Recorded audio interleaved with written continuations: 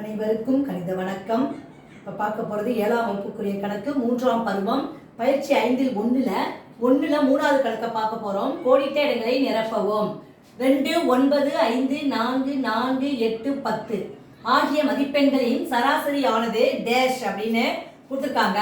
சராசரினாவே என்ன செய்வோம், எத்தனை எண்ணிக்கைகள் கொடுக்கப்பட்டிருக்கோ அத்தனை எண்ணிக்கைகளை கூட்டி அதே எண்ணால வகுக்கணும். இப்போ பார்த்தீங்கன்னா 2 + 9 + 5 + 4 + 4 + 8 + 10 எத்தனை இருக்கு பாருங்க. 2, 3, 4, 5, 6, 7 இருக்கு. அப்ப எண்ணிக்கை எத்தனை இருக்கு? 7 மதிப்பெண்கள் இருக்கு.